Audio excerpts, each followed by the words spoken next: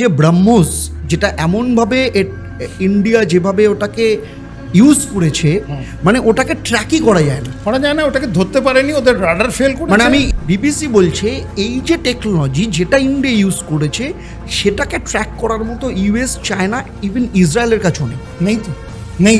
তারা পুরো ওয়ার্ল্ড অবাক হয়ে গেছে কি করে 23 মিনিটের মধ্যে তুমি এত বড় একটা অপারেশনকে সামিল করলে বা করলে, যেখানে একটা নিউক্লিয়ার কান্ট্রি হাঁটু কেটে দিল। কোথাও না কোথাও ইন্ডিয়ান ফরেন পলিসি ব্যাকফায়ার করেছে বলে আপনার মনে হলো? দুদিন আগে আপনি প্রধানমন্ত্রীকে শুনলেন কি বলল? পরিষ্কার জানিয়ে দিল আমি এটা চাই। যদি কথা হয় টেরোরিজম নিয়ে কথা হবে, যদি কথা হয় পাকিস্তান অকুপাইড কাশ্মীর নিয়ে কথা হবে, যদি কথা হয় জল নিয়ে কথা হবে, রক্ত নিয়ে কথা হবে না। জল অ্যান্ড রক্ত একসাথে চলবে না। তুমি 22 তারিখে আমার দেশে ঢুকে নিরীহ ট্যুরিস্টদেরকে মেরে দিলে, তাও জাত নেই, সেক্স ডিটারমিনেশন করে তুমি মারছো, আমি সে বসে থাকবো? আমি তোমাকে এমন জায়গায় মেরেছি বা এমনভাবে তোমাকে স্ট্রাইক করেছি যে তুমি উঠে দাঁড়াতে পারছো না, তুমি দৌড়ে গেছো 4 দিনের মাথায় যে সিজ ফায়ার করা হোক। ও বুঝে গেছে ওর সব ক্ষমতা শেষ। এইখানে ট্রাম্পের মধ্যস্থতাকে কেন মানা হলো? ইন্ডিয়া এমনভাবে ডেভেলপ করছে ইকোনমিক্যালি, কেউ চাইছে না এটা একটা রিজনাল পাওয়ার হয়ে দাঁড়াবে। এই যে স্ট্রাইকটা হলো না, এটা কিন্তু বিশ্বের সব মিলিটারি একাডেমিতে পড়ানো হয়। এখন বাংলাদেশ এত লাফাচ্ছে কার ইয়েতে, কারণটা কি?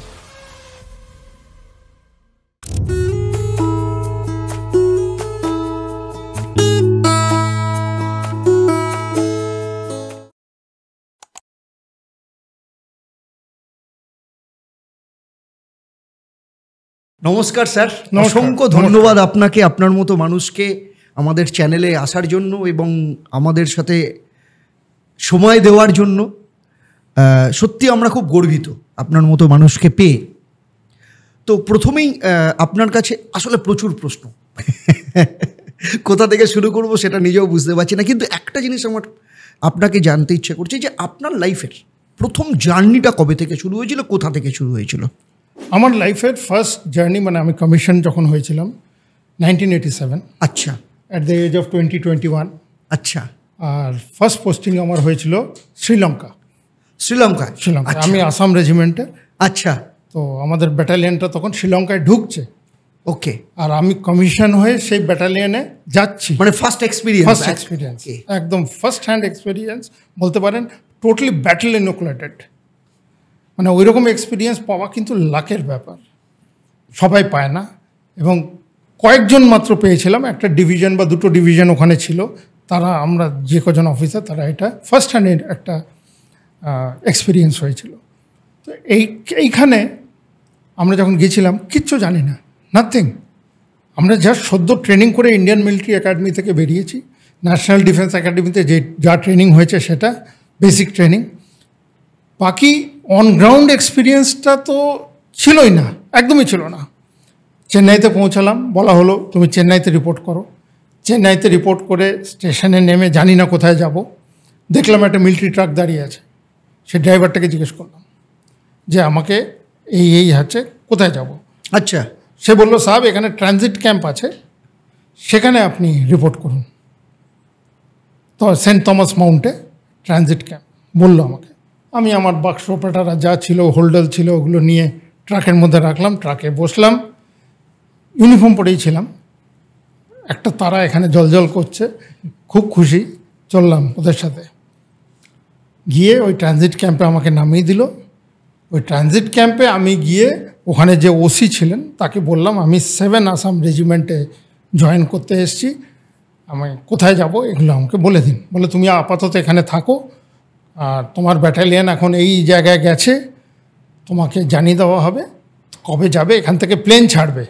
আচ্ছা। সে হচ্ছে আপনার ইন্ডিয়ান এয়ারফোর্সের প্লেন, সেটা তোমাকে নিয়ে যাবে, গিয়ে ব্যাটিক্লোতে নামাবে, সেখান থেকে তুমি তোমার ইউনিটিকে যেতে পারো। তখনকার দিন না মোবাইল না কোনো কিছু, সব কিছু হচ্ছে সিগন্যালের থ্রু দিয়ে। আচ্ছা। ওই সিগন্যালটাই ওরা দেবে ওখানে যে তোমার সোয়েন্সো একজন অফিসার এখানে রিপোর্ট করেছে, তাকে তোমার ব্যাটালিয়নে আমরা পাঠাচ্ছি, এইটুকুই। ঠিক আছে, আমি থাকলাম 2 দিন থাকলাম। তারপর একদিন হঠাৎ আমার নাম এলো, ম্যানিফেস্ট করা হলো এয়ারক্রাফটে যে তার মধ্যে তুমি যাবে। সেই এয়ারক্রাফটে বাকরাও আছে, মুরগিও আছে, আচ্ছা, রেশন আছে, আচ্ছা, লোক আছে, আমরা যারা প্যাসেঞ্জার তারা আছি। একটা AN-32 রাশিয়ান এয়ারক্রাফট, তার মধ্যে আমাদেরকে সব লোড করে দেওয়া হলো উইথ লাগেজ, লোডেড একদম, লোড করে বলা হলো সো অ্যান্ড সো জায়গায় গিয়ে তুমি রিপোর্ট করো। প্লেনটা নামলো ব্যাটিকুলাতে, আগেন আই এম লস্ট, আমি তো জানি না কোথায় যাব, আমার ইউনিট কোথায় জানি না, একই একটা ফরেন কান্ট্রি, ইন্ডিয়া হলেও তো এখানে ওখানে জিজ্ঞেস করে আমি চলে যাব, ওখানে কাকে জিজ্ঞেস করবো। দেখলাম এয়ারপোর্টের চারিদিকে অ্যান্টি এয়ারক্রাফট গানস লাগানো, তখন সিভিল ওয়ার চলছে, সিভিল ওয়ার চলছে লাগানো, এলটিটি কিন্তু ঠিক করছে তখন, ওদের হেভি মেশিন গান লাগানো, শ্রীলঙ্কান আর্মির, সে ওয়াটার কুল্ড, জল দিয়ে ওটাকে ঠান্ডা করে গানটাকে, সেই গানগুলো লাগানো চারিদিকে। ওখানে একটা দুটো ট্রাক এসছে দেখলাম, যারা এই যে এখানে যে রসদগুলো এসছে সেই রসদগুলো কালেক্ট করার জন্য, সেগুলো কালেক্ট করে। সেখানে আমি একটা অফিসার দেখলাম, তার 3টে তারা এখানে, তাকে জিজ্ঞেস করলাম, মানে আপনার হ্যাঁ আমার একটু স্বস্তি পেলাম যে কি জিজ্ঞেস করে, আমি তাকে এখনো মনে আছে তার নাম ক্যাপ্টেন জোজ। আচ্ছা, তাকে জিজ্ঞেস করলাম যে স্যার আমি এরকম এসেছি, কোথায়? বলছে যে এইখানে কাছে একটা আসামের কোম্পানি আছে, একটা ব্যাটালিয়নে 4টে কোম্পানি হয়, তো একটা কোম্পানি এখানে আছে, তুমি তোমাকে আমি ওখানে নামিয়ে দিতে পারি। সে আমাকে নিয়ে গেল, গিয়ে ওখানে নামিয়ে দিল ট্রাকে করে। আমি নামলাম, বাক্স পেটারা সব নিয়ে, ওখানে দেখি একটা জওয়ান দাঁড়িয়ে আছে গেটে, সেন্ট্রি। আমাকে দেখে বলছে তুমি কাহা যা রা? সে নর্থ ইস্টের ছেলে, সব তো নর্থ ইস্টের, 7 সিস্টার্সের ছেলে, আসাম রেজিমেন্ট। আমি বললাম আমার নামে এই, ওরা তো জানে না, তো খবরই পায়নি, খবরটা দেবেটাকে? ইউনিট তো মুভ করছে, অন দ্য মুভ, ট্রেনে করে এসছে, ওর ওখান থেকে জাহাজে করে ট্রান্সপোর্ট করেছে, মানে ইয়েতে শিপ, মার্চেন্ট শিপ দিয়ে ট্রান্সপোর্ট করে ওখানে নিয়ে এসছে। আমি গিয়ে ওকে বললাম, তখন ও বললো যে हमारा कंपनी कमांडर है मेजर सोएंसो है, उनसे आप मिलिए। আমাকে নিয়ে গেল তার কাছে, সে খুব খুশি হলো আমাকে দেখে। সে বলে ভাগ্যি আমি একটা অফিসার পেলাম, নাহলে এখানে তো এত অপারেশন অ্যাম্বুশ আছে, রেড আছে, অ্যাটাক আছে, নানা রকম অপারেশন, কর্ডিনেশন সার্চ অপারেশন, যেটা পরে শিখলাম এগুলো আস্তে আস্তে, এগুলো আছে, সেগুলো করতে হবে। ও খুব খুশি হলো, আমাকে মানে রিসিভ করলো, করে আমার ওই দিন থেকে আমার জার্নি অ্যাকচুয়ালি শুরু হয়ে গেল। তো কেমন ছিল experience? One of the best in life. আচ্ছা, people will have to pay money to get such এর experience. I have got it for free. আচ্ছা, such experience, life and death, যে কোনো মুহূর্তে, এনি টাইম। আর তখন আমাদের কাছে ব্যাটল প্রুফ জ্যাকেট ছিল না।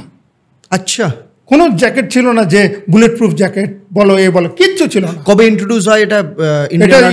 এটা ইন্ট্রোডিউস হয় আপনার আরও পরে, যখন জম্মু অ্যান্ড কাশ্মীরের টেরোরিজম বড় লেভেলে শুরু হয়ে গেছিল।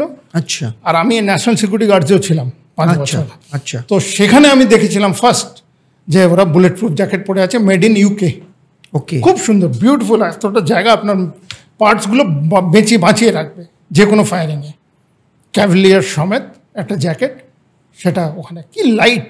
আর আমাদের দেশে হেভি, মানে ওইটা পড়লে বসেই পড়বেন আপনি, এত ভারী একটা বানানো। তখনকার দিনে বানিয়েছিল গভর্নমেন্ট, যেই ছিল তারা বানিয়েছে, কিন্তু পরে ওটাকে ইমপ্রুভমেন্ট করেছে। এখন কত সফিস্টিকেটেড হয়ে গেছে, lot of better technology has come. তো এইগুলো আমরা দেখি, আমাদের খুব মানে ফিল হয় যে আমরা কিন্তু এগুলো পাইনি। শ্রীলঙ্কায় অর্ধেক অনেক লোক মারা গেছে জাস্ট এই ব্যাটল ছিল না বলে, বুলেট প্রুফ জ্যাকেট ছিল না, ভালো হেলমেট ছিল। শ্রীলঙ্কায় কত বছর ছিলেন আপনি? 2 বছর। 2 বছর ছিলেন। তারপর কোথায়? তারপরে এসে গেলাম পাঞ্জাব বর্ডার। সেই সময় আবার পাঞ্জাবের সেই এক্সপিরিয়েন্স, খালিস্তানি মুভমেন্ট চলছে ওখানে। অপরাক্ষক বলে একটা অপারেশন শুরু হয়েছিল, সেটা চলছে। গোল্ডেন টেম্পল তার বছর আগেই শেষ হয়েছে। তো এইগুলো মিলিয়ে ওখানে একটা কেওস।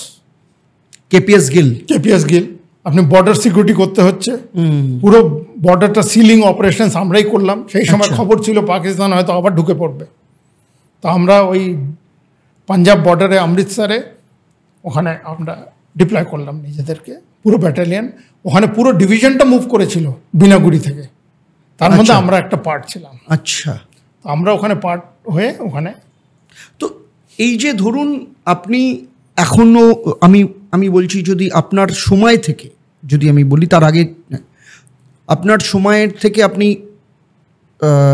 পাঞ্জাব অপারেশন বলুন কিংবা শ্রীলঙ্কার ক্ষেত্রে বলুন, পরবর্তী ক্ষেত্রে কার্গিল হয়েছে,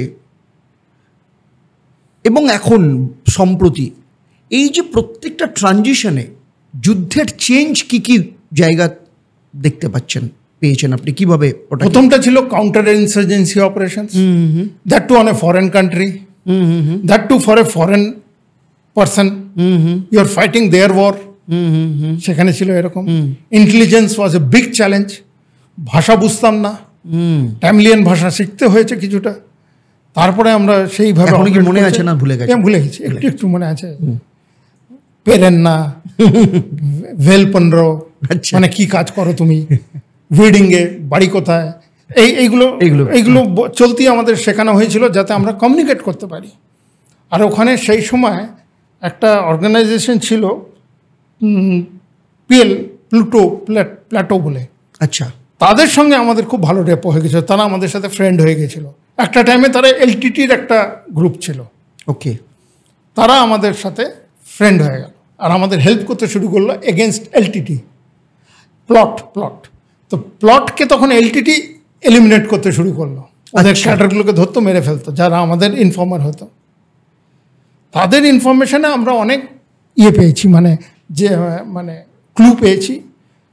অনেক মিলিটেন্ট ধরা পড়েছে, ওদের ক্যাম্প আমরা রেড করেছি, সেগুলো ব্লাস্ট আউট করেছি, তাদেরকে অন দ্য রান রেখেছিলাম। অনেকটাই কি সেটা আপনার নর্থ ইস্টে, মানে আসামে যেটা হয়েছিল আলফা ভার্সেস সালফা, সুলফা, ওই রকম সুলফা যারা সারেন্ডার্ড তাদেরকে সুলফা বলা হয়। তেমনি যে জম্মুতেও আছে, আচ্ছা, যেখানে ইকানওয়ানা কি বলে, যারা সারেন্ডার করেছে তাদেরকে জেকে পুলিশে নেওয়া হয়েছে, কিছু হোম গার্ডসে রাখা হয়েছে, ভিলেজ প্রোটেকশন অথরিটি করে রাখা হয়েছে, সেইভাবেও আছে। তো এইগুলো হচ্ছে একটা চেঞ্জ। তারপরেই চলে এলাম পাঞ্জাবে, মানে একদম যে অপারেশনগুলোর জন্য আমরা ট্রেন্ড তাতে চলে এলাম, যে ফেসিং ইয়োর অ্যাডভার্সারি, পাকিস্তানকে ফেস করছেন, আপনি দাঁড়িয়ে আছেন, সেখানে আপনার সাথে 1-to-1 হচ্ছে, অ্যাটাক হচ্ছে বা যাই হচ্ছে। সো ডিফেন্সিভ পজিশনে আপনি আছেন, কিছুতেই গ্যাপ দেওয়া যাবে না, কোথা দিয়ে ট্যাঙ্ক ঢুকে পড়বে, কোথা দিয়ে ওদের মানে বর্ডার অ্যাকশন টিম ওরা বলে ব্যাট, সেইগুলো ঢুকে পড়বে, ওদের SSG special security group commandos আছে, তারা স্নিক ইন করতে ওস্তাদ, গ্যাপ দিয়ে স্নিক ইন করে 3-4 জনের গ্রুপ ঢোকে ভিতরে কেয়াস করে চলে যায়। আচ্ছা, এই যে পাকিস্তানের যে খালিস্তানি মুভমেন্ট, এই পাকিস্তানি খালিস্তানি মুভমেন্টের জন্য তৎকালীন গভর্নমেন্টের পলিসি কি দায়ী ছিল বলে আপনার মনে হয়, বা সেই সময় যে ডিসিশনগুলো নেওয়া হয়েছিল কোথাও না কোথাও ব্যাকফায়ার করেছিল?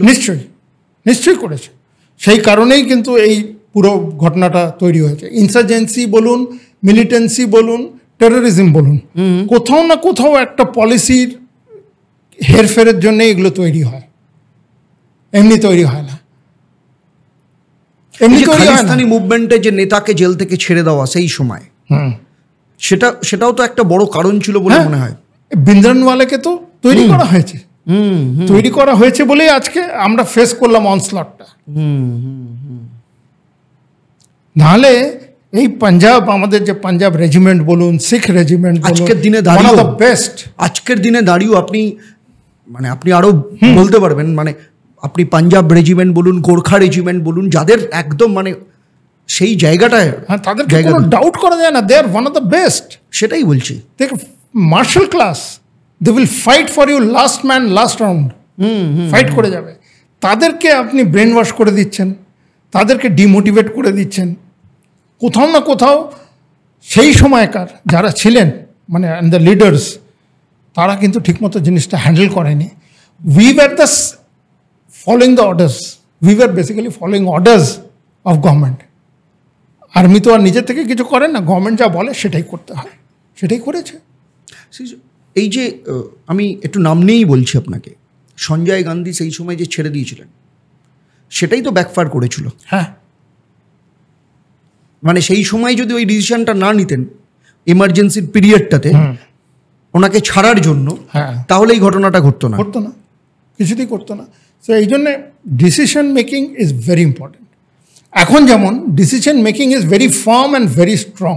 আচ্ছা, 2 দিন আগে আপনি প্রধানমন্ত্রীকে শুনলেন কি বললো, পরিষ্কার জানিয়ে দিল আমি এটা চাই।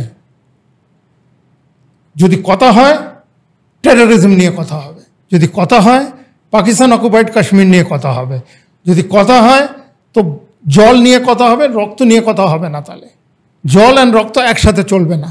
আচ্ছা, এইখানে আপনার সাথে যখন আমি কথা বলছি, ধরুন 1971 কম্পেয়ার করা হচ্ছে, 1971 ভার্সেস আপনার 2025-এ বর্তমানে যে যুদ্ধের ক্ষেত্রে, আপনি তার মাঝখানের সময়টা আপনি ইন্ডিয়ান আর্মিকে সার্ভ করেছেন, করেছেন, তো দুটোরই একটা এক্সপিরিয়েন্স আপনার রয়েছে। তো সেক্ষেত্রে আপনার কি মনে হয় যে অনেকে যেটা বলছে, আচ্ছা এখন কি যুদ্ধ মানেই সামনে স্টেন গান নিয়ে দাঁড়িয়ে যুদ্ধ করবে, সেটা তো নয়। Warfare has changed. It is a war of technology, war of drones, it's a hybrid war. এখন আর মানে সামনাসামনি গিয়ে আমার হাতে যুদ্ধ করছি এটা হবে না। হবে যেদিনকে আপনাকে কোনো piece of ground physically occupy করতে হবে, তখন you require boots on ground.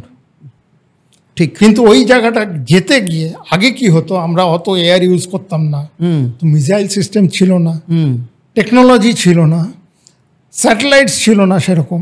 তো এই জিনিসগুলো এইবারে ইসরো যেমন এমনভাবে হেল্প করেছে স্যাটেলাইটের গ্লোবাল পজিশনিং দিয়ে বা আপনার অ্যাকচুয়ালি পিন পয়েন্ট টার্গেট দিয়ে, যে আমাদের ওয়েপেন্সগুলো ঠিক টার্গেটে গিয়ে হিট করেছে এবং কোনো কোল্যাটারাল ড্যামেজ হয়নি। আচ্ছা, এখানে তাহলে আপনাকে একটা জিনিস জিজ্ঞাসা করি, এই যে ধরুন আর্মি হোক বা আমাদের যে তিনটে যে মেন পাওয়ার রয়েছে, ধরুন আর্মি, নেভি, এয়ারফোর্স, হ্যাঁ এয়ারফোর্স যারা রয়েছে, কিংবা ধরুন ডিআরডিও যে কাজ করছে বা সমস্ত কিছু, কতটা কাজ করবে, কোনটার ওপর কাজ করবে, কিভাবে কাজ করবে, সেটা তো গভর্নমেন্টের পলিসি মেকিংয়ের ওপর তো ডিপেন্ড করে। অ্যাবসলিউটলি, মানে গভর্নমেন্ট ফিডব্যাক নেয় ফ্রম আস। আচ্ছা, তোমরা কি চাও। আমরা তখন বলি যে ওয়ার্ল্ডে এখন এটা চলছে, আমরা যদি এটার একটা কাউন্টার তৈরি করতে পারি, will be in a very good position. তখন সেটা গভর্নমেন্ট ডিআরডিওকে দেয়, নিয়ে বলে। না সেক্ষেত্রে তো আপনার 26/11 সময় যখন পড়ে, তো এয়ার মার্শাল থেকে বা এয়ারফোর্স থেকে তো বলা হয়েছিল আপনারা বলুন আমরা ওখানে এয়ার স্ট্রাইক করে দিয়েছি, কিন্তু ফলি মেজর নিজে বলেছেন, সেদিন আগে ইন্টারভিউতে বলেছে যে আমাকে তো যেতে দেওয়া হয়নি, I was ready to go.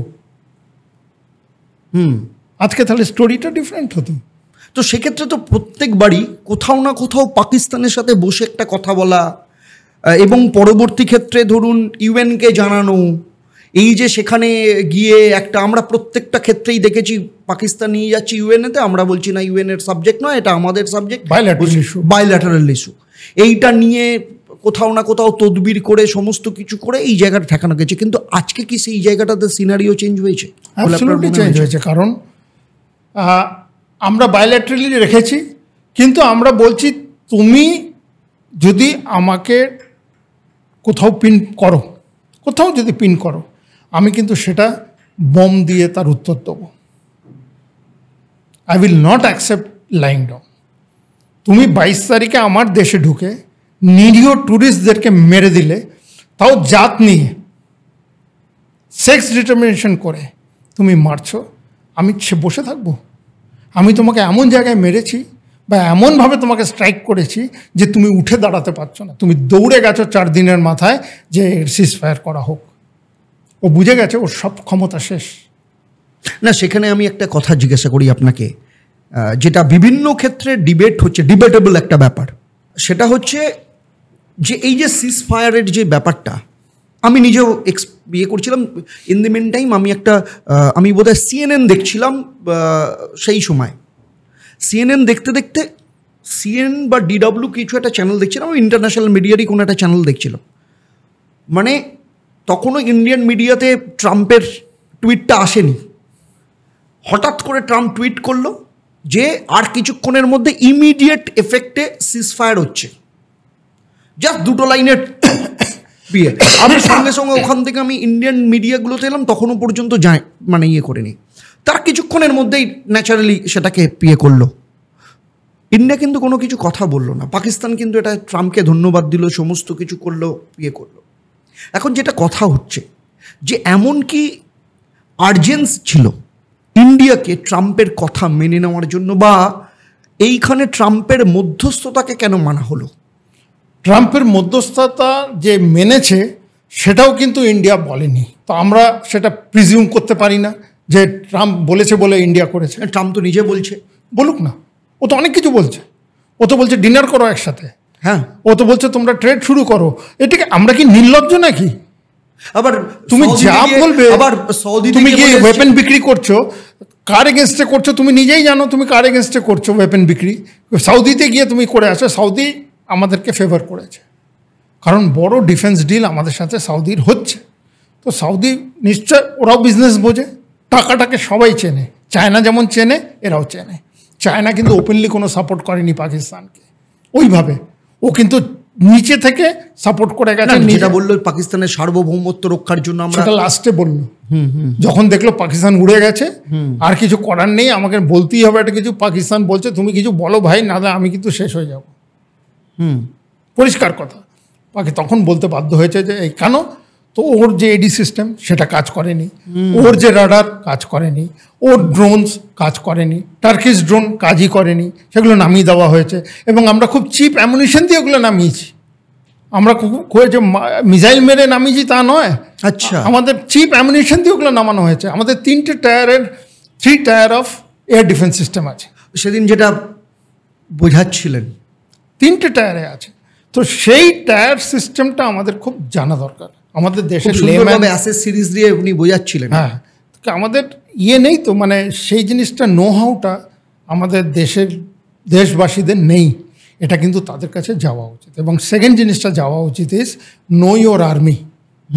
তোমার আর্মি কি পজিশনে আছে।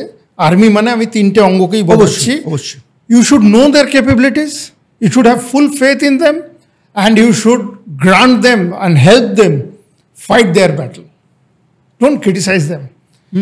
কাজ যে করে মানুষ দেখবেন যে ভুল করছে না লাইফে, এখানটা করতে গেলে পড়ে গেল, গ্লাসের জলটা পড়ে গেল, কাজ করছে, তার মানে সেই ইজ ওয়ার্কিং।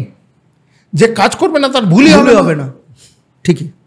তো এখানে এই যে বোধহয় কালকেই সৌদিতে গিয়ে হঠাৎ করে ট্রাম্প স্টেটমেন্ট দিল, আমি তো টিম কুককে বলেছি ভারতবর্ষে তুমি কেন ব্যবসা বাড়াচ্ছ, ভারতবর্ষে অ্যাপেলের বাড়ানোর দরকার নেই, ভারতের দরকার নেই, ওরা তোমাকে করে।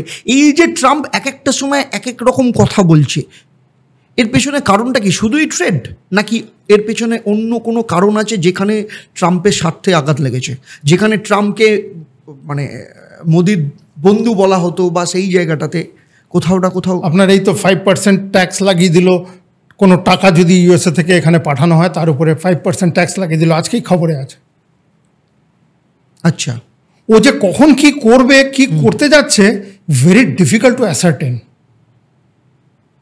সোশ্যাল মিডিয়াতে নানা রকম জিনিস ঘুরছে, ট্রাম্পকে নিয়ে বলুন, আমাদের দেশ নিয়ে বলুন, যেটা নিয়ে আমাকে সেটাকে সিভিং করতে হবে, নিয়ে দেখতে হবে কোনটা ঠিক কোনটা ঠিক নয়। কোনোটাই তো ঠিক দেখতে পাচ্ছি না, সব কিছু তো অ্যান্টি। না, এখানে আমি আপনাকে একটা জিনিস জিজ্ঞাসা করছি, কোথাও না কোথাও ইন্ডিয়ান ফরেন পলিসি ব্যাকফায়ার করেছে বলে আপনার মনে হলো? বলাটা শক্ত, কারণ এখন যে ফরেনে আছেন, ফরেন অ্যাফেয়ার্সের in charge, he is one of the best, Jaishankar. হ্যাঁ, তো তাহলে আমার 2-3টে প্রশ্ন আপনার কাছে। এক, ধরুন এই যে আজকে যে ইন্ডিয়া পাকিস্তানের যুদ্ধ হলো, তবুও ধরুন চায়নাকে পাকিস্তানের সোভারেন্টি নিয়ে কথা বলতে শুনেছি, টার্কি ঝাঁপিয়ে পড়েছে, যে টার্কিকে বছর 2 আগে আমাদের সাথে ছিল, শুধু তাই নয়, তাকে পুরোপুরি তাকে ভূমিকম্পের সময় তাকে পুরোপুরি হেড দেওয়া হলো। ফার্স্ট যে দেশ টার্কিকে সাপোর্ট করতে প্রথম যে আসে সে ইন্ডিয়া। আজারবাইজান, কোথাও তার খবর নেই, কোনো কিছু নেই, সে উঠে দাঁড়িয়ে চলে গেল। কিন্তু শুনে রাশিয়া চিরকাল রয়েছে, ইসরায়েল রয়েছে, কিন্তু এরা কেউ ওপেন প্ল্যাটফর্মে এসে কখনো ইন্ডিয়ার ব্যাপারে এইবারে অন্তত কোনো কথা বলেনি, 1 নম্বর। 2 নম্বর হচ্ছে ট্রাম্পকে তো ছেড়েই দিন, তো যেরকমভাবে পে করাতে হচ্ছে, হ্যাঁ ইউকের কিছু কিছু ক্ষেত্রে, যেমন মিস্টার ভান্স যেমন অলরেডি চায়নাকে আর ইয়েকে নিয়েই কথা বলছেন, কিন্তু সেটা আনঅফিসিয়ালি তাদের নিজস্ব ইয়েতে, কিন্তু কোনো দেশকে কিন্তু সাপোর্টিভ হিসেবে পেলাম না, যেটা ইন্ডিয়ার সাথে একদম দাঁড়িয়ে। পরিষ্কার কথা, ইন্ডিয়া এমনভাবে ডেভেলপ করছে ইকোনমিক্যালি, কেউ চাইছে না এটা একটা রিজনাল পাওয়ার হয়ে দাঁড়াকে। আচ্ছা, তো সেক্ষেত্রে IMF তো কথা শুনলো না। IMF শুনবো, IMF এর যে হেড সেই তো ইন্ডিয়ান, অজয় বাঙ্গা। হ্যাঁ, তো কথা শুনলো না, সেও একটা আর্মি অফিসারের ছেলে। তো কথা, আমি তো সেটা অজয় বাঙ্গার কথাই, অজয় বাঙ্গা তো শুনবে না কথা, কারণ ও কথা শুনবে ইউএসএ যা ওকে বলবে সেটাই ও শুনবে, পরিষ্কার কথা। এবং আরও নিশ্চয় জিনিস আছে, হয়তো পাকিস্তান এটাও বলেছে, জানি না how much it is true, ও হয়তো বলেছে যে তুমি যদি টাকা না দাও আমাকে নিউক্লিয়ার অ্যাসেট করতে হবে, বিক্রি করতে হবে।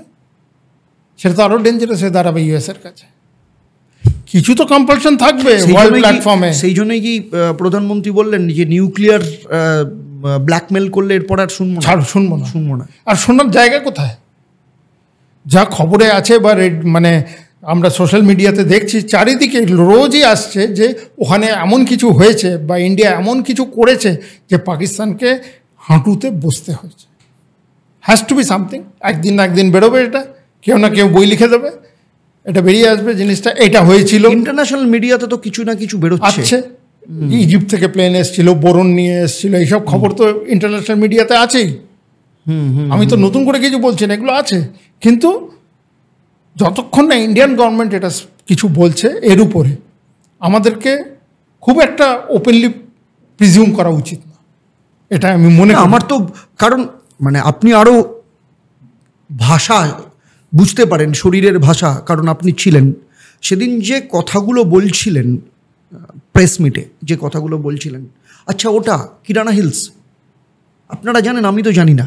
হ্যাঁ, মানে এই যে কথা যে বলছে, বডি ল্যাঙ্গুয়েজেই বোঝা যাচ্ছে যে দ্যাট সামথিং হ্যাজ হ্যাপেন্ড। আমি সেই জন্য আপনাকে জিজ্ঞাসা করলাম যে আমরা তো সিভিলিয়ান, আমরা তো যে কোনো ক্ষেত্রে ভারতীয় বডি ল্যাঙ্গুয়েজ থেকেই বোঝা যাচ্ছে যে এমন একটা কিছু হয়েছে। By the way, let me tell you, Bharati is one of the best cross country runners আচ্ছা ইন ইন্ডিয়া। কোনোদিন সেকেন্ড হয়নি। আমার চেয়ে 6 মান্থস সিনিয়র আমার চেয়ে। আমার 71 কোর্স, ওর 70th কোর্স।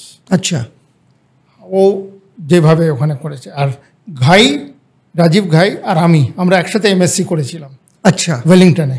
আচ্ছা, MSc in defence studies and strategic analysis করেছিলাম আমরা দুজনে। তখন মেজর ছিলাম দুজনে, ও মেজর ছিল। তো এরা খুব চৌকস কমান্ডার্স, লিডার্স বলতে পারি। এবং তারা, ঘাই এর আগে 15 কোর কমান্ডার ছিল শ্রীনগর। পুরো ভ্যালিটা ওর চষে খাওয়া, পুরো ডান হাতের কবজায়। তো এইগুলো কিন্তু খুব ম্যাটার করে যখন আপনি এমন জায়গায় বসে। ও DGMO, director general military operation, মিলিটারির যা অপারেশন হচ্ছে পুরোটা ও কন্ট্রোল করছে। তো এটা ওর নখদর্পণে, ও জানে এক্স্যাক্টলি কী হয়েছে, কিন্তু he will only speak what is need to know. লোকের কি জানা উচিত সেটাই তারা বলবে, তার চেয়ে বেশি বলবেই না। এবং ন্যাশনাল সিকিউরিটির জন্যে I stand by all this people who have given the briefing, এবং ব্রিফিংটা ঠিক। সেই জন্য আমি একটা কথা আপনাকে আগে বললাম যে আমার দেশবাসীকে নো ইয়োর আর্মিটা খুব জানা দরকার। এটা through some medium it should reach the people. NCC is not enough.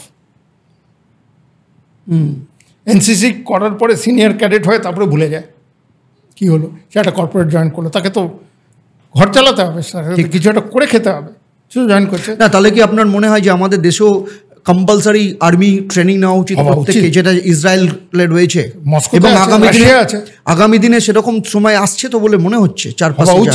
হওয়া উচিত।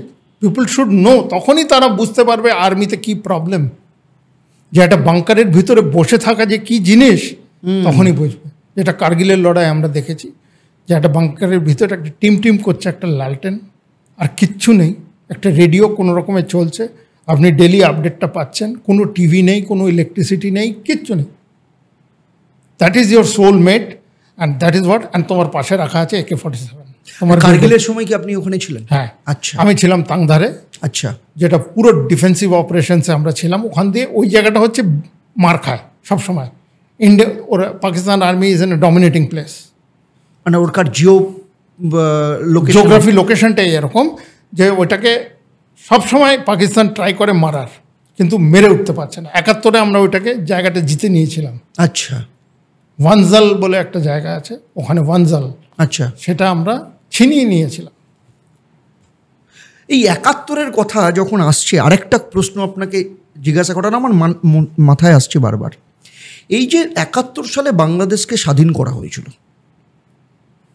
আপনার একজন ডিফেন্স পার্সোনাল হিসেবে আপনার কি মনে হয় সেই সময় আর আজকে দাঁড়িয়ে ডিসিশনটা কি ঠিক ছিল? এটা আমার একজন সিভিলিয়ান হিসেবে আমি ভুল হতেও পারি। দেখুন, সেই সময় দাঁড়িয়ে ডিসিশনটা হয়তো কারেক্ট ছিল। আচ্ছা, এত বেশি আমাদের দেশে রিফিউজি চলে এসেছিল যে ওইটাকে ঠেকাতে গভর্নমেন্টের প্রবলেম হচ্ছিল। আচ্ছা, বেঙ্গলের মধ্যে পিলপিল করে ভরে যাচ্ছে রিফিউজিস, কারণ অ্যাট্রোসিটিস হচ্ছে ওখানে। ইস্ট পাকিস্তান বাঙালিদেরকে মেরে তাড়াচ্ছে, আমি বাঙালিই বলবো, ওখানকার সব বাঙালি মেরে তাড়াচ্ছে। তখন একটা আপরাইজিং শুরু হলো, মুজিবুর রহমান এলেন, মুক্তিবাহিনী আমরা তৈরি করলাম যাতে ওরা নিজের লড়াইটা নিজে করতে পারে। করে ইন্দিরা গান্ধী ডিসাইড করলেন, মানেকশাকে বললেন যে এই করো। মানেকশা টাইম নিলেন, বললেন এই টাইমে করলে হবে না, আমাকে এতটা টাইম দিতে হবে, আমি টাইম মতো। আর ঠিক মেনটেন সারপ্রাইজ করে এমনভাবে প্রেশার করলেন যে পাকিস্তান ফার্স্ট অ্যাটাক করতে পাকিস্তান বাধ্য হলো। আমাদের এয়ারফিল্ডগুলোকে ও স্ট্রাইক করতে শুরু করলো। ওর কাছে তখন আমেরিকান জেটস ছিল, মোস্ট সুপিরিয়ার সেভার জেটস, সেগুলো দিয়ে করলো। আমাদের কাছে কিছু ন্যাট ছিল, মিগ ছিল, এইসব ছিল ছোটোখাটো। ওই দিয়ে কিন্তু আমরা জিতে গেছি। হ্যাঁ, পাকিস্তানকে সাহায্য করলাম। So it is the man behind the machine which is more important than the machine. আমাদের পাইলটরা এত স্কিল্ড, এত বেটার ট্রেন্ড, এত মোটিভেটেড কি যা তারা ন্যাট ওয়ার্ল্ড ওয়ার টু এর মানে যুদ্ধজাহাজ দিয়ে আগে বেরিয়ে গেল। চড়াই পাখির মতো একটুখানি একটা জিনিস নিয়ে ওরা এমনভাবে অ্যাটাক করলো যে সেভার জেটগুলো ধসে পড়লো। আর এখন তো তুলনাই করা যায় না যে লেভেলে আমরা টেকনোলজি বাড়িয়েছি, যে লেভেলে আমরা এয়ারফোর্সকে স্ট্রেনথেন করেছি, যে লেভেলে আমরা এয়ার ডিফেন্স সিস্টেমটা দেখতেই পেলেন যেভাবে করেছে, একটা গ্রিড সিস্টেম তৈরি হয়ে গেছে। এগুলো কিন্তু সব পুরনো জিনিস, নতুন একটাও না। L-70 আপনার পুরনো। আচ্ছা, সুইডিশ গান L-70, one of the oldest. ZU-23 পুরনো রাশিয়ান, শিলকা পুরনো রাশিয়ান, ওসাএকে পুরনো। নতুন কেন হয়নি? এগুলো পুরনো। মানে এমনভাবে ইন্টিগ্রেট করেছি আকাশ মিসাইলটা আমাদের নতুন, মেড ইন ইন্ডিয়া একদম। ব্রহ্মোস যেটা না, আকাশ। আচ্ছা, আকাশ তীর। আচ্ছা, সেটা হচ্ছে পুরো যে কোনো মিসাইল যদি আমাদের এখানে ঢোকে সেগুলোকে নষ্ট করে দেবে। বারাক মিসাইল, বারাক মিসাইল হচ্ছে ইসরায়েলি, আচ্ছা, এয়ার ডিফেন্সের জন্যে। ব্রহ্মোসটা তো এয়ার টু সারফেস মিসাইল, এগুলো হচ্ছে সারফেস টু এয়ার মিসাইল, ঠিক উল্টো। না, যেটা আমি বিবিসিতেই আমি দেখছিলাম যে বলছে যে ব্রহ্মোস যেটা এমনভাবে ইন্ডিয়া যেভাবে ওটাকে ইউজ করেছে, মানে ওটাকে ট্র্যাকই করা যায় না, ওটাকে ধরতে পারেনি, ওদের রাডার ফেল করে। মানে আমি ইন্ডিয়ান মিডিয়া বা পাকিস্তান মিডিয়া বলছি না, আমি বিবিসির ইয়েতেই বলছি। বিবিসি কেন, ইন্ডিয়াই তো বলেছে যে এটা ট্র্যাক করা যায় না। মানে বলছে 3,500 থেকে 11,000 কিলোমিটার স্পিড পার ঘন্টায় বেরিয়ে যাচ্ছে। বলছে মাটি থেকে যদি মারতো, কিংবা যদি এয়ারবেস থেকে জাহাজ থেকে যদি মারতো, তাহলে হয়তো ওটাকে ট্র্যাক করা যেত। কিন্তু উপর থেকে যখন মারছে ট্র্যাকই করতে পারছে না কোথাও। বলছে এই সেই জন্য আমাদের কাছে যে এয়ারক্রাফটটা আছে Sukhoi 30 MKI is one of the best aircraft Russia has made, one of the best. আচ্ছা, এটা বিবিসি যেটা বলছে এটা কি সত্যি? একদম অ্যাকর্ডিং, আমি বিবিসির কোড করে বলছি, কিন্তু বিবিসি বলছে এই যে টেকনোলজি যেটা ইন্ডিয়া ইউজ করেছে সেটাকে ট্র্যাক করার মতো ইউএস, চায়না, ইভেন ইসরায়েলের কাছেও নেই। তারা পুরো ওয়ার্ল্ড অবাক হয়ে গেছে কি করে 23 মিনিটের মধ্যে তুমি এত বড় একটা অপারেশনকে সামিল করলে বা করলে, যেখানে একটা নিউক্লিয়ার কান্ট্রি হাঁটু গেড়ে দিল। হ্যাঁ, মানে কোনো নিউক্লিয়ার কান্ট্রিকে মানে অ্যাটাক করার, মানে আমি তো বলবো এই অপারেশনে পড়ে এই বলবো না পলিটিক্যাল ডাইরেক্টিভ। বলছিলাম একটু, দ্যাট ইজ মোস্ট ইম্পর্টেন্ট। আপনার পলিটিক্যাল ডাইরেক্টিভ যদি কারেক্ট থাকে, টু দি পয়েন্ট থাকে, টার্মস অফ রেফারেন্স আপনার যদি একদম রাইট থাকে, আপনার যারা ফলো করছে তাদের কাজ করতে ততটা সুবিধে হয়। উনি খোলা ছুট দিয়ে দিয়েছেন ইন্ডিয়ান আর্ম ফোর্সেসকে, go ahead, I want this বলে দিয়েছেন। হয়তো ডাইরেক্টরটা কি সেটা জানি না, বাট উনি হয়তো বলেছেন আমি লাহোর চাই, তুমি আমাকে লাহোর এনে দাও। Indian army will do it. আমাদের কাছে ক্যাপেবিলিটি আছে, লাহোরে গিয়ে ডিনার করব, ক্যাপাবিলিটি আছে। তো তাহলে সেখানে আমি আপনাকে একটা কথা জিজ্ঞেস করি, বাংলাদেশ এত লাফাচ্ছে কার ইয়েতে, কারণটা কি?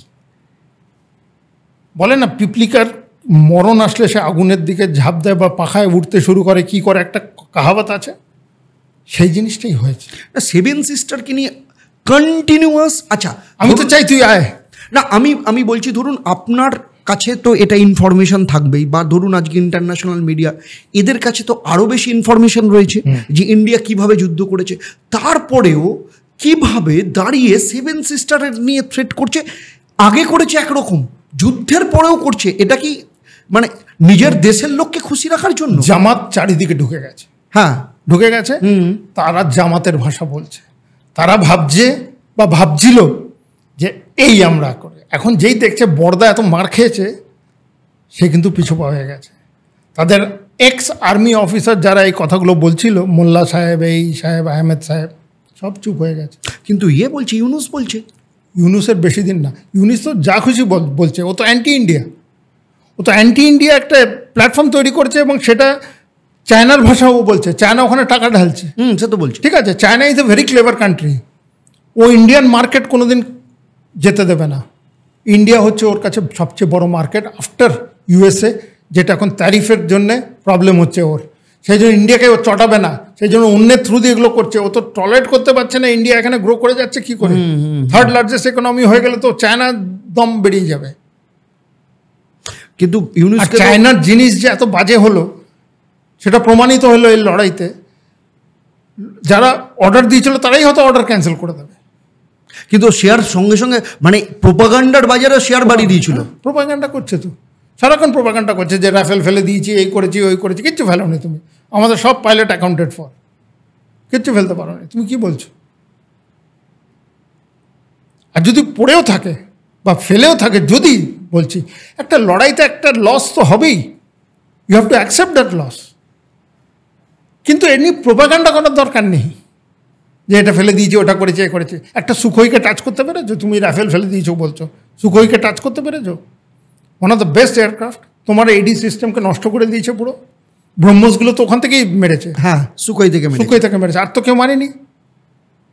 তাহলে এটাকে টাচ করতে পেরেছো? আমাদের তো উচিত রাশিয়াকে আরও বড়োভাবে পার্টনারশিপে করা, এবং রাশিয়ান মেটেরিয়াল যত আমরা নেবো, ওদের SU-57 আছে যেটা স্টেলথ এয়ারক্রাফট, ওইটাকে নেওয়া, এগুলো উচিত। একটা ক্রোনোলজি, এটা এই জায়গাটা না, মানে বলে না গ্লোবাল পলিটিক্সে কোথা দিয়ে কিভাবে যাবে এটা বলা খুব মুশকিল। ধরুন রাশিয়া, চায়না যদি গ্লোবাল পলিটিক্সে দেখেন তাহলে একই সূত্রে বাঁধা, ঠিক আছে? রাশিয়া ওকে হেল্প করছে, চায়না ওকে হেল্প করছে, চলছে একই সূত্রে বাঁধা।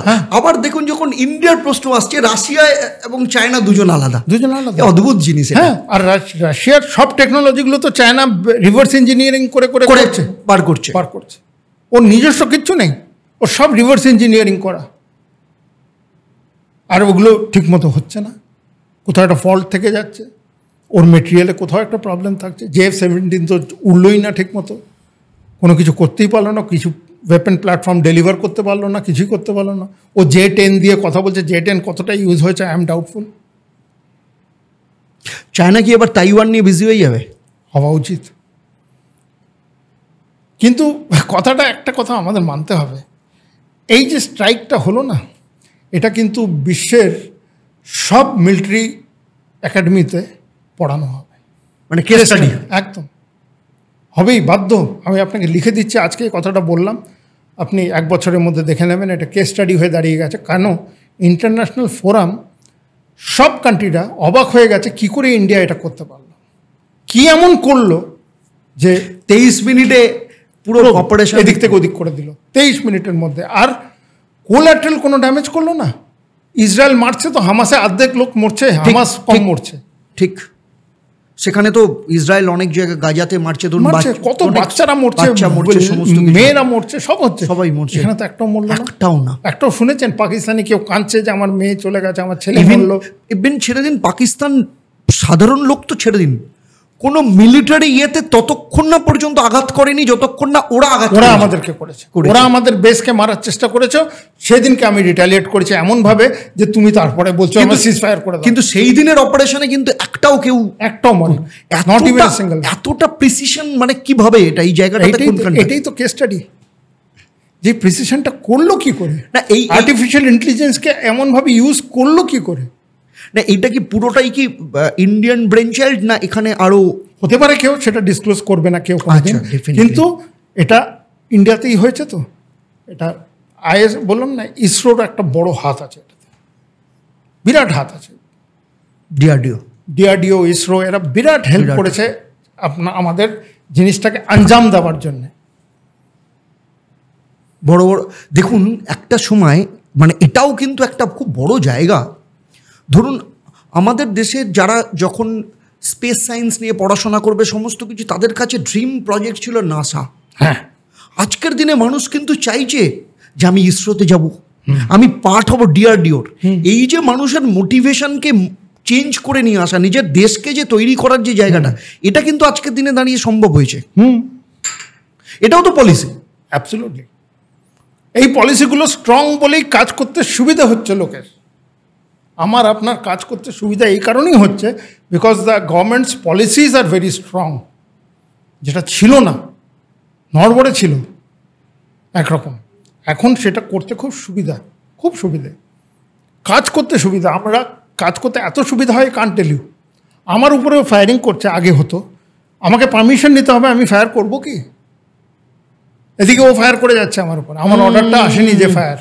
এখন অর্ডার একদম গ্রাউন্ড লেভেলে বলা আছে, if they fire on you blast him off, যেটা মোরারজি দেশাইয়ের সময়তেও হয়েছিল। হ্যাঁ, পারমিশন নিতে গিয়েই লন্ডন তো তোমার দিল্লি যেতে হয়েছে। এখানে সেটা হয় না।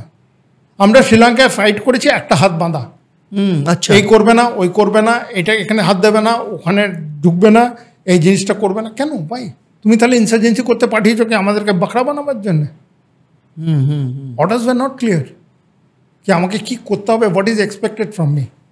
আমি আমার নিজের থেকে ব্যাটেল এক্সপিরিয়েন্স করে নিয়েছি, তেমনিভাবে বাকিরা করে নিয়েছে, কিন্তু গভর্নমেন্টের কোনো রোল ছিল না সেটাকে যে একটু ভালো করে পলিশ করে জিনিসটাকে আমি দাঁড় করাই। ইকুইপমেন্টই ছিল না, একটা অটোমেটিক ওয়েপেন ছিল না আমার হাতে। ওখানে দেখছি AK-47, G3 রাইফেল, সব জার্মান ওয়েপেন্স এলটিটির কাছে, আমাদের কাছে কিছু নেই। আচ্ছা, সেই সময় তাহলে আপনি কার্গিলের সময় বোফোর্স কতটা কাজ করেছে? খুবই কাজ করেছে। That was another very good decision of the government. আমি সেই জন্যই এলাম বোফোর্স নিয়ে। সেই সময় অনেক রকম কথা হয়েছিল, অনেক কিছু, কিন্তু বোফোর্সে কিন্তু জিতিয়েছে। সব কিছু যে খারাপ হবে তা নয়, তাদের এই ডিসিশনটা ওয়ান অফ দ্য বেস্ট। এখনো বোফোর্স কাজ করছে। এতগুলো বছর হয়ে গেছে, 40 বছর হতে চললো প্রায়। Bofors is Bofors. ওইরকম সুইডিশ জিনিস খারাপ হয় না। বললাম L-70 এয়ার ডিফেন্স গান হচ্ছে সুইডিশ, কবেকার, World War II প্রায় চলছে। মানে ওই যে লং টার্গেটকে অ্যাচিভ করা বোফোর্স, ওটা আমরা তারপরে করিয়েছি যে একটুখানি মডিফিকেশন, এটা অ্যামনিশনের মডিফিকেশন, যে রেঞ্জ এক্সটেন্ডেড করা, এগুলো আমরা করেছি। But Bofors itself is lovely গান। আচ্ছা, এবার এই যে ধরুন বাংলাদেশের কথা দিয়ে আসছি, 71-এ যেটা নিয়ে কথা হতে না, আমার যেটা অ্যাজ এ সিভিলিয়ান আমি আপনাকে জিজ্ঞেস করছি, আমি আম নট এক্সপার্ট, আমি জাস্ট এটা কিউরিওসিটি থেকে। ধরুন 71-এ যদি বাংলাদেশ স্বাধীন না হতো, তাহলে ইন্ডিয়া কে শত্রু সেটা জানতো। মানে আমার উত্তরে চায়না আছে, পশ্চিমে পাকিস্তান আছে, পূর্বেও পূর্ব পাকিস্তান আছে, এই জায়গাটাতে রয়েছে। যদি স্বাধীন না করতো, আমি জানতাম আমার 3 দিকে রয়েছে, আমাকে সেইভাবে আমার ডিফেন্সটাকে সাজাতে হবে। কিন্তু 71 থেকে স্বাধীন করার পর মুজিব বেশি দিন বাঁচলেনও না, তাকে মেরে দেওয়া হলো। তারপর থেকে শুরু হলো একটার পর একটা, ধরুন সরকার পাল্টানো, এরশাদ এলো, তারপরে ধরুন খালেদা জিয়ার ক্ষেত্রে বলুন, পাকিস্তান গভর্নমেন্টই ওখানে ম্যাক্সিমাম সময় রয়েছে। তো এর ফলে কি হচ্ছে, ইন্ডিয়াকে বাংলাদেশকে খুশি রাখতে গিয়ে প্রচুর এড দিতে হয়েছে, অনেক রকম ফেসিলিটিস দিতে হয়েছে। আলটিমেটলি অনেক কিছু ফেসিলিটিস দিয়ে, অনেক কিছু এড দিয়ে আমরা কিন্তু একটা শত্রুকে তৈরি করেছি।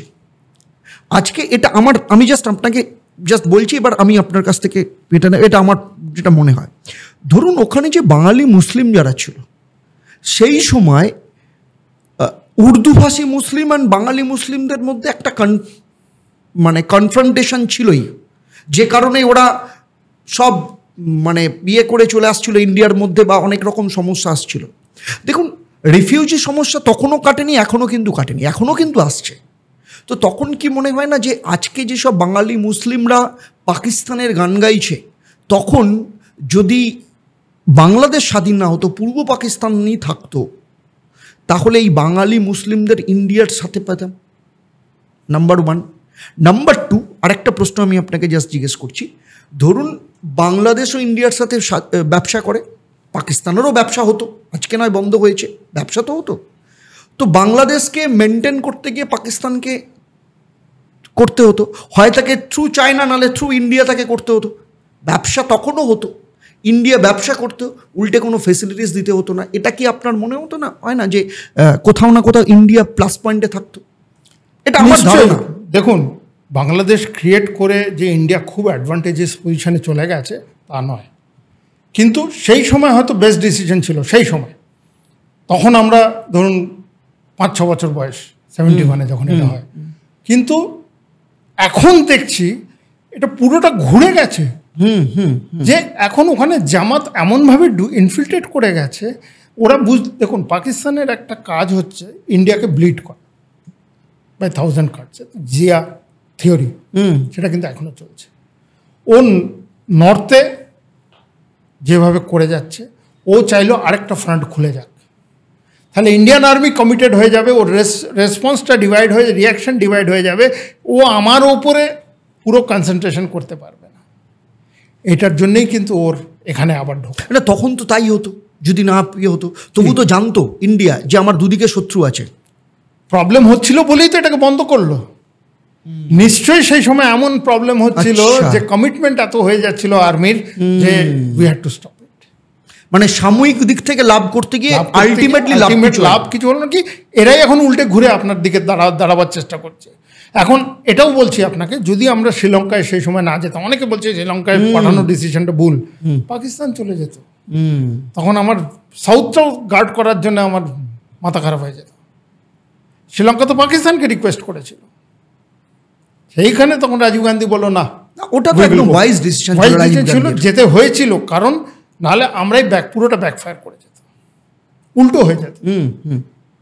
পলিটিক্যাল দিক দিয়ে তো হতোই, তারপরে সিকিউরিটি চায়নাও তো থাবা মারতে গেছিল। তো চায়নাও তো বলছে আমি পৌঁছে যাবো, ওদের জাহাজ এখনো আসা যাওয়া করে এদিক ওদিক, ট্রিঙ্কোমালিতে, one of the best port in the world, natural harbour, কোনো ড্রেজিং লাগে না, সোজা জাহাজ গিয়ে একদম পার্ক করে যায়। না, বছর কয়েক আগেও তো চায়না পুরোপুরি একদম নিয়েছিল, চলে গেছিল, ওদের অনেক কিছু কনস্ট্রাকশন করেছে, তো দেউলিয়া হয়ে গেল শ্রীলঙ্কা বিকজ অফ চায়না। না দেখুন, এটা আমার মনে হয়েছিল কিছুদিন আগে, এটা শেখ হাসিনারও কোথাও না কোথাও একটু মনে হচ্ছিল, ওই মাঝখানে দাঁড়িয়ে কখনো চায়না কখনো ইন্ডিয়া। আমি না কয়েকজনকে বলছিলাম, এই শেখ হাসিনা খালি ব্ল্যাকমেলিং করে করে করে করে নিজের আখেরটা গোছাচ্ছিল। একটু ইন্ডিয়ার কাছ থেকে সরে গিয়ে চায়নাতে চলে গেল, ইন্ডিয়া দেখলো যে না বাবা তুমি ওদিকে কেন আসছো, চলো আমি তোমাকে দিই, আবার কিছুটা প্রো ইন্ডিয়া হয়ে গেল, চায়না বলছে ভাই ওদিকে যাস না, আমি তোকে কিছু দিই। এই করতে করতে ইন্ডিয়া সবাই গেম খেলছে ইন্ডিয়ার এগেনস্ট। এটা কিন্তু বুঝে নিতে হবে, কিছুতেই টলারেট করতে পারছে না যে ইন্ডিয়াটা গ্রো করছে, টলারেট করতেই পারছে না। নেবার এত ভালো করে দিচ্ছে, কি করে হতে পারে? আমি কি জন্য আছি তাহলে, আমার কেন ভালো হচ্ছে না?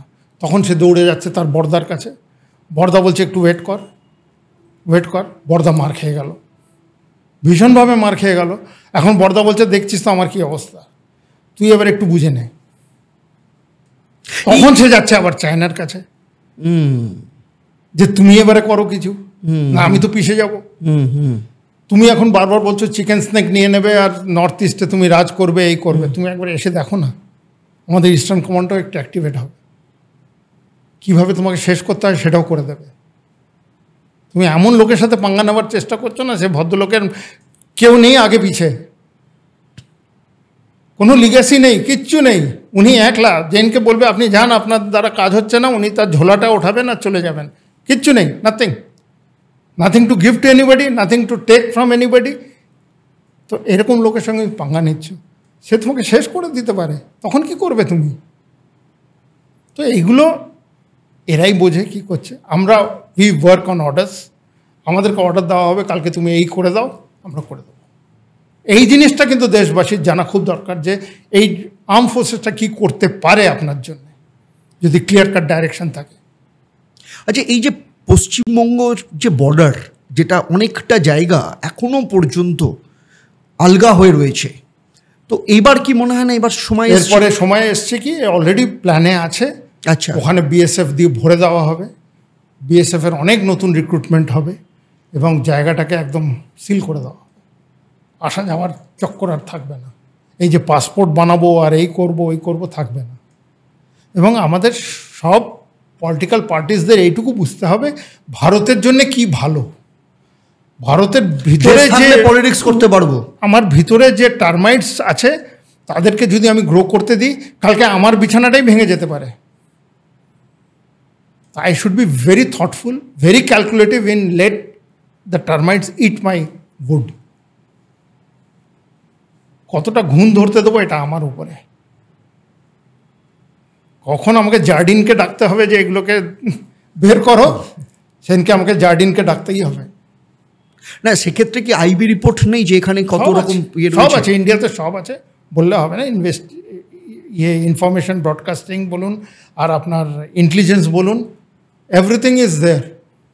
গভর্নমেন্ট ওয়েট করে, পুরো ইন্টেলিজেন্সটা নেয়, তারপরে কোন দিন রিয়াক্ট করতে হবে গভর্নমেন্টের উপরে ছাড়া হোক, দেখা যাক কী করে গভর্নমেন্ট। সব ইনপুট আছে, হতেই পারে না কারোর কাছে ইনপুট নেই, আমার কাছে আছে ওর গভর্নমেন্টের কাছে নেই, এটা হতে পারে না।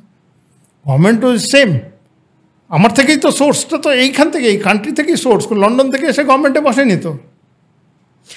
জামাতের শাখা প্রশাখা কি আমাদের চারপাশে কোথাও ঘুরে বেড়াচ্ছে? একদম, কে এখানে জামাত কে কোথায় কি আপনি জানতেই পারবেন না।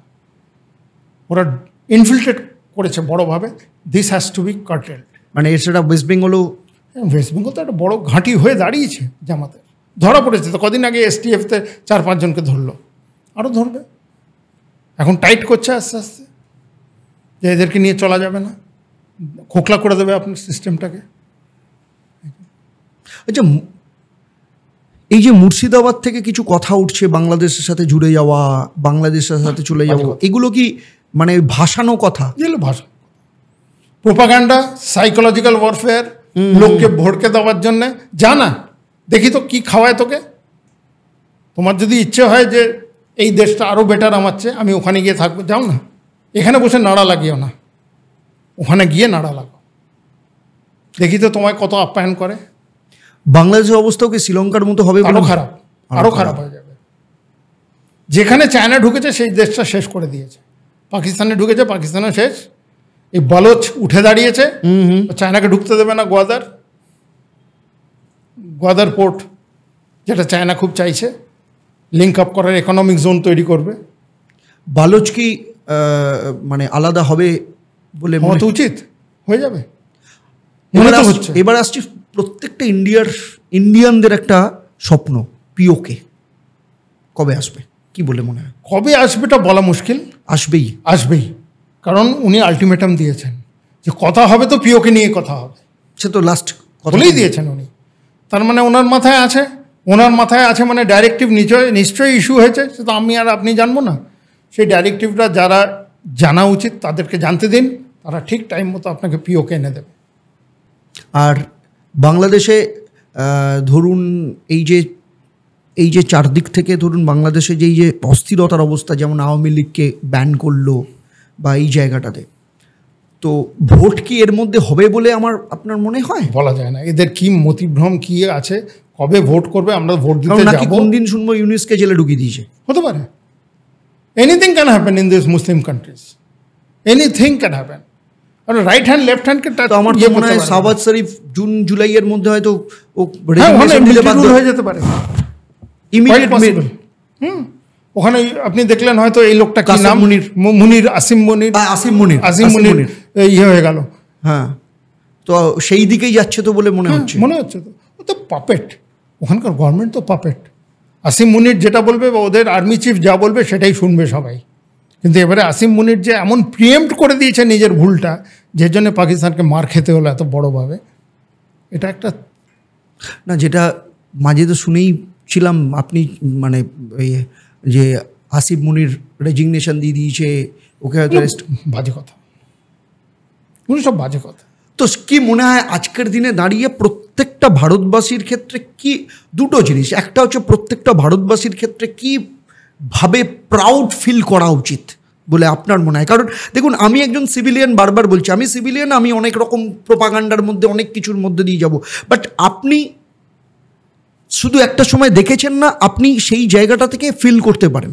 সেই জায়গাটাতে দাঁড়িয়ে আপনার কি মনে হয় যে ভারতবাসীর কি কারণে আজকের দিনে দাঁড়িয়ে কতটা প্রাউড ফিল করা উচিত? পুরোপুরি প্রাউড ফিল করা উচিত। কোনো প্রোপাগান্ডা আর সাইকোলজিক্যাল ওয়ারফেয়ারে কান দেবেন না। কোনো সোশ্যাল মিডিয়ার যে কোনো জিনিস আসে, হোয়াটসঅ্যাপ ইউনিভার্সিটির যে জিনিসগুলো আসে, প্লিজ বিশ্বাস করবেন না যতক্ষণ না সেটা পিআইবি থেকে আসছে, আচ্ছা, আর রয়টার্স থেকে আসছে যে এই খবর এসছে, duly communicated by government of India, কিছুতেই কোনো জিনিসে কান দেবেন না। এই ডাইরেকশানটা আমাদের কাছেও আছে, এই ডাইরেকশানটা পুরো ভারতবাসীর বোঝা উচিত। Don't go into rumour mongering, যে এরপরে এটা হয়েছে ওটা হয়েছে, আমি জানি ও মরতে যাচ্ছিল, ওখান থেকে ওখানে চলে গেল, দরকার নেই জানার, দরকার নেই। নিড টু নো, তোমার জানা উচিত তোমার arm forces is very strong and government is there with the arm forces. Government একটা খোলা হাত দিয়েছে আর্ম ফোর্সেসকে, টেরোরিজমকে শেষ করো, যাতে তুমি তোমার কান্ট্রিতে সিকিউর থাকো। লাস্ট 3 জনের বডি ল্যাঙ্গুয়েজই বলে দিয়েছেন যে আমরা কি করেছি কি করিনি, একদম পরিষ্কার, very clearly it has come out.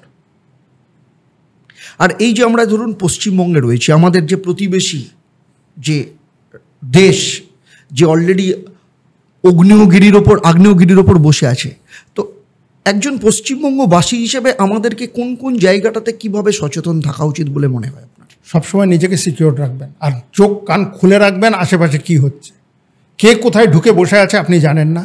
এইগুলো চোখ কান খোলা রাখলে আপনি অনেক কিছু জানতে পারবেন, অনেক কিছু শুনতে পারবেন, অনেক কিছু বুঝতে পারবেন। এইগুলো যেই করবে পাবেন কোনো ইনফরমেশন, সব সঙ্গে সঙ্গে কমিউনিকেশন করবেন, হয় পুলিশকে করবেন বা কোনো নাম্বার আছে যে গভর্নমেন্টের কোনো নাম্বার আছে সেখানে করবেন, but this has to go. কাউকে এইভাবে ভিতরে সে পানা নিয়ে বসে আপনার এগেনস্টেই কাজ করছে সেটা হতে দেবেন না। এটা কিন্তু আমাদের এখানে তো আর একটা বড় থ্রেট হচ্ছে সেকুলারিজম। তাতে কি হয়েছে? সেকুলারিজমের দিয়ে তো আমরা অনেক ক্ষেত্রেই এবারে তো আমাদের পিছিয়ে যাচ্ছি।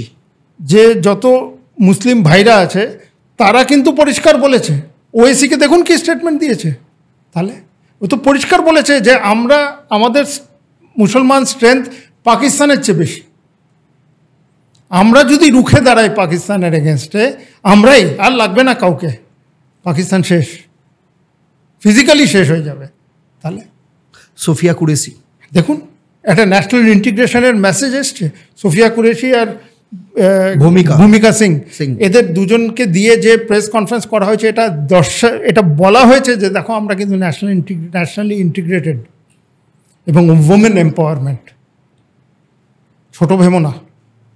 And message should go very clear, মানে আমাদের নো ডিভিশন, যেটা মুনির করতে চেয়েছিল, 2 নেশন থিওরি, হিন্দু মুসলমান এক জায়গায় থাকতে পারবে না। আমাদের দেশে মহিলারাই কাফি, হ্যাঁ, পাকিস্তানকে শায়েস্তা করার জন্য। আচ্ছা, আরেকটা কথা যেটা বলা হচ্ছে যে আমাদের দেশের বেশ কিছু বাছা যারা ধরুন পাইলট রয়েছেন, যারা ট্রেন্ড, এরকম বেশ একদম ওয়েল ট্রেন্ডকে একদম নামিয়ে দিয়েই পুরো কেসটা করিয়েছে, মানে এটা একদম পুরো প্ল্যানফুলি করা। হ্যাঁ, সিলেক্টেড লোককে দিয়ে এটা করা হয়েছে পুরো।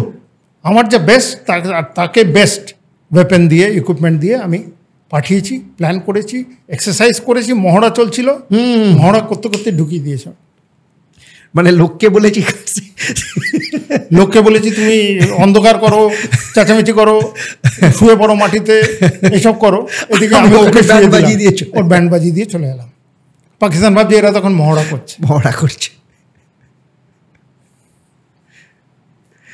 সত্যি মানে এটা যদি প্ল্যান না থাকে, আর যদি উইশ যদি না থাকে, উইল পাওয়ার যদি না থাকে, এই জায়গাটা হওয়া সম্ভব না, অ্যাচিভ করা সম্ভব না। সম্ভব না। আজকের দিনে দাঁড়িয়ে আমরা ওই জায়গাটা পুরো মিশনটা ফেল করতে পারতো, কিন্তু হ্যাঁ কিন্তু এমটা এত ক্লিয়ার ছিল না, উইলটা এত স্ট্রং ছিল that it had to go.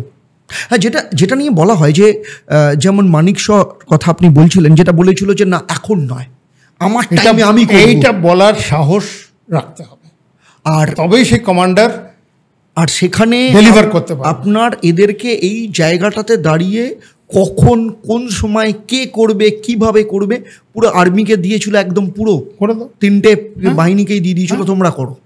এখন রাইট টাইমে আপনার যে প্রশ্নটা ছিল পিওকে, হয়তো রাইট টাইমে সেটা করবে, আমরা জানি না, করবে নিশ্চয়ই। অনেক অনেক ধন্যবাদ। Thank you. আপনার মতো থ্যাংক ইউ ভেরি মাচ। মানুষকে পেয়ে সত্যি বলছি, মানে কি বলবো, আপনাকে ধন্যবাদ দিলেও হয়তো খুব কম হবে। সব থেকে বড় কথা হচ্ছে আমি আজকে সমৃদ্ধ হলাম আপনার মতো মানুষের সান্নিধ্য পেয়ে। এটা আমার আজকে ভাগ্যের ব্যাপার। Thank you so much. অনেক অনেক ধন্যবাদ। Thank you. God bless. Thank you. জয় হিন্দ। জয় হিন্দ।